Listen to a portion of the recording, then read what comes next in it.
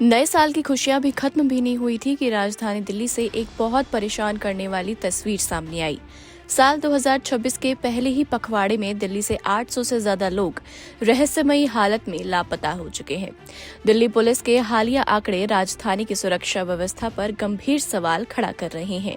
Reports की माने तो पुलिस डेटा के अनुसार 1 जनवरी से 15 जनवरी 2026 के बीच कुल 807 लोगों के लापता होने की शिकायत दर्ज की गई है। अगर एवरेज देखा जाए तो दिल्ली में हर दिन लगभग 54 लोग गायब हो रहे हैं।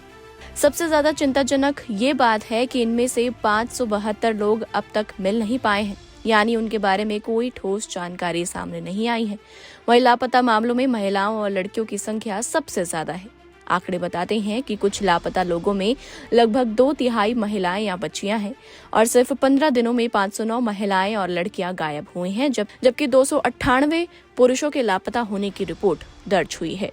वयस्कों की बात करें तो 363 महिलाएं और 253 पुरुष अब भी अपने घरों से दूर हैं। ऐसे में सवाल उठता है कि अगर आप भी दिल्ली में रहते हैं या दिल्ली जा रहे हैं तो आप खुद को सुरक्षित कैसे रखें। चलिए एक एक करके जानते हैं। सबसे पहले बात करते हैं बच्चों की। बच्चों को अकेले बाहर भेजने से बचें, खासकर सुबह बहुत जल्दी या देर रात। उन्हें साफ साफ सिखाएं कि अगर कोई अनजान व्यक्ति कुछ देने या कहीं ले जाने की कोशिश करे तो बिल्कुल मना करें और तुरंत किसी भरोसेमंद बड़े को बताएं। बच्चों को अपना नाम, माता पिता का नाम और एक मोबाइल नंबर जरूर याद करवाएं। स्कूल जाते समय या ट्यूशन के दौरान उनकी लोकेशन पर नजर रखना आज के समय में बहुत जरूरी हो चुका है। और महिलाओं की सुरक्षा की बात करते हैं। बाहर निकलते वक्त कोशिश करें कि अकेले ना हो और सुनसान रास्तों से बचें। मोबाइल हमेशा चार्ज रखें और फोन में इमरजेंसी कॉन्टैक्ट स्पीड डायल पर सेट हो।